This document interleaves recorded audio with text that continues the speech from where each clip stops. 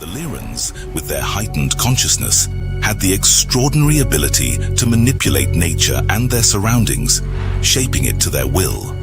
They created vast gardens, practiced biofarming, and developed living architecture from the essence of forests and grasslands, reflecting their nomadic tribal existence.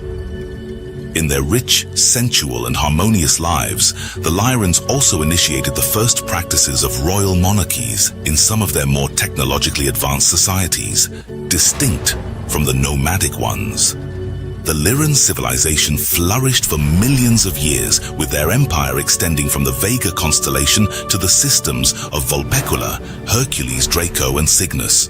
Vega, the brightest star in Lyra, marked their celestial home planet, named Avion, a name untranslatable into any human language. Avion was a paradise planet akin to present Earth, with mountains, lakes, streams, oceans, and a variety of vegetation and life forms. 387 million years ago, as the Lyran civilizations prospered, the draconian reptilians, having explored various galaxies for roughly 3 million years in search of vast resources and extending their dominion, stumbled upon the planet Avion in the Vega constellation.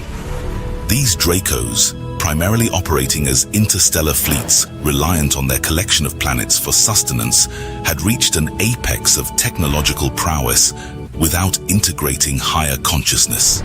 They created specialized versions of their race, with the Chiakar representing the Draco's royal lineage, envisioning a future galactic empire to expand their influence.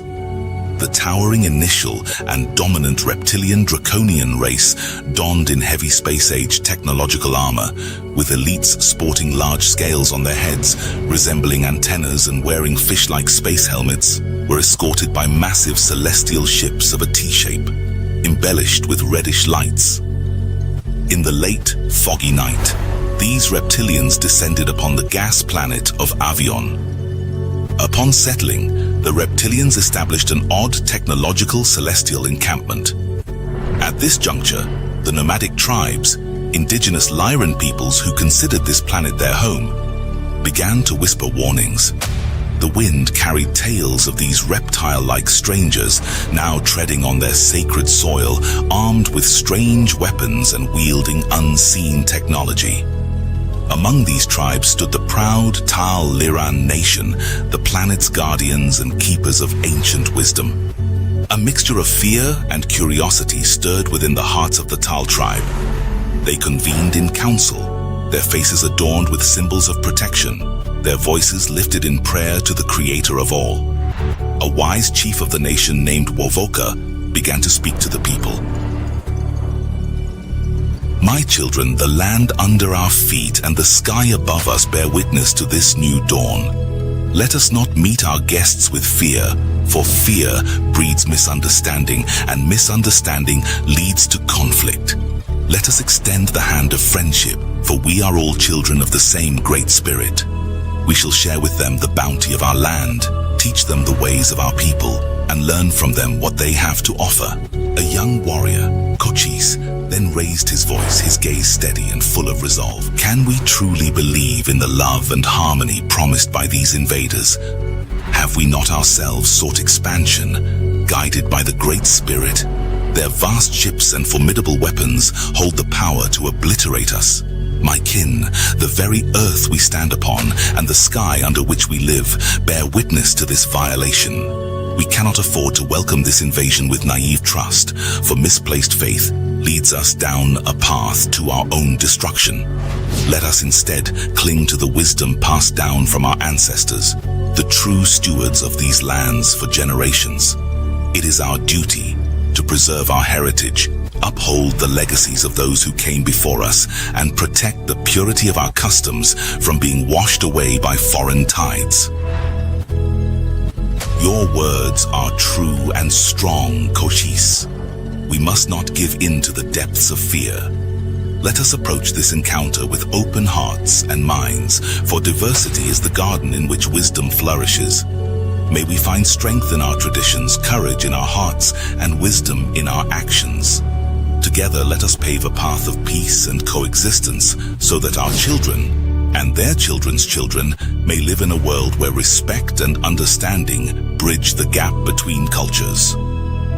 The moment of their encounter was fraught with tension as the reptilians, clad in their lush celestial suits and armed with their advanced weapons, stepped onto the nomadic lands of Layra. It appeared they were surveying the planet and its inhabitants in search of something precious. The Layrans observed from a distance, their feelings a complex mix of awe and apprehension. Through minor gestures and the exchange of technology, efforts to bridge the communication gap between these two distinct species began. As these exchanges grew more frequent, a bond and mutual understanding started to develop. The Layrans introduced the reptilians to the bounties of their land, sharing their lifestyle and traditions on Layra. In exchange, the reptilians offered gifts of metal tools and technological gadgets, marveling at the richness of the planet they had discovered. However, beneath this veneer of newfound harmony, dark undercurrents were brewing. To the predatory eyes of the Chiakar, the Layrans appeared vulnerable.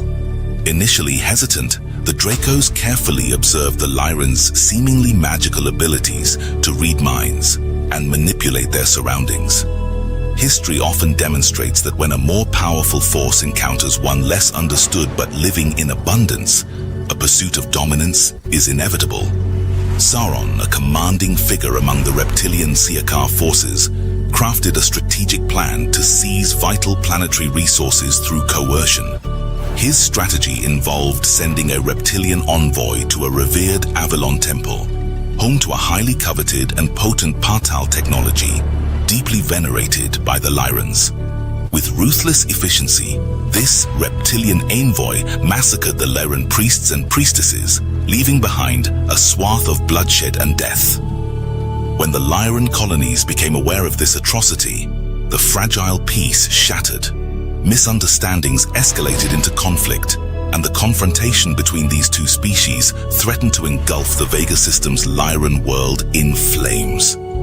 Following this, the reptilian Draco army initiated their invasion and conquest of the planet Avion.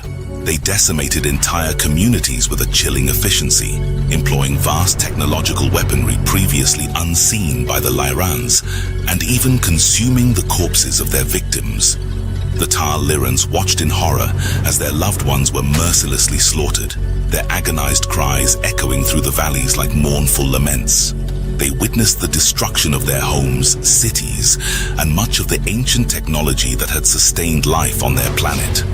The reptilian soldiers discovered a perverse pleasure not only in the act of killing Layran beings, but also in the taste of the feline, Layran beings specifically, deeming them soft and easy prey. However, the most sinister aspect of their conquest was the realization by the Dracos that the emotions of Layrans, or any being they consumed, particularly the emotion of terror, induced an intense euphoria. The feline Layrans were subjected to torture and consumption, with the Dracos feasting not only on their flesh, but also on the horrific psychic energy of their emotional vibrations, a phenomenon known as loosh. This grim discovery of dark energy, coupled with the intrusion of archons, exacerbated the Draconians' most malevolent tendencies, creating a consciousness grid. This marked the beginning of the original Serpent in the Garden narrative, introducing concepts of murder, torture, war, and polarized duality consciousness into the humanoid psyche. The Dracos instilled fear into the etheric DNA, setting the stage for an enduring struggle for all future physical densities in the universe. Meanwhile, peaceful Draconians who opposed their empire's aggression faced similar exclusion or violence due to their reptilian features, cementing a divide and casting a long shadow of prejudice across the galaxies. In the initial phase of the Layran invasion, the civilian population was subjected to enslavement, genocide, and the looming threat of complete obliteration as the Draconians methodically took over Vega and its adjacent celestial bodies. The Layran nobility found no exemption from this fate, as they too were apprehended by the Draconians, who in turn solidified their dominion. During this period of relentless destruction, mass killings, and the outbreak of wars and conflicts within Vega, a small contingent of 7 insurgent reptilians stood in defiance. Opposing the Chiaca's campaign of extermination directed at the Lirans in Vega, they facilitated the escape of a select group of Liran leaders towards the vicinities of Sirius A and also near B within the Orion sector. Moreover, a number of Lyran refugees who were exceedingly lucky managed to evacuate their stellar system aboard slow-moving interplanetary vessels. These refugees assembled into a convoy that evolved capabilities in agriculture, mining, and defense. Breaking free from the 3D matrix, they transitioned into the normal 5th density realms, where the vibrational frequencies were conducive to the healing of their traumas. It was here that the initial revolt against the Draco Empire was initiated. This assembly would later be recognized as the Galactic Federation of Worlds. It represented a coalition of leaders from various planets unified against the reptilian Chiaka Empire. From this critical point, the majority of the refugees opted to reincarnate as beings from numerous races such as the Arcturians, Andromedans, and Pleiadians within the Pleiades and across other galaxies, ascending to higher dimensions well beyond the reach of the Draconian invaders.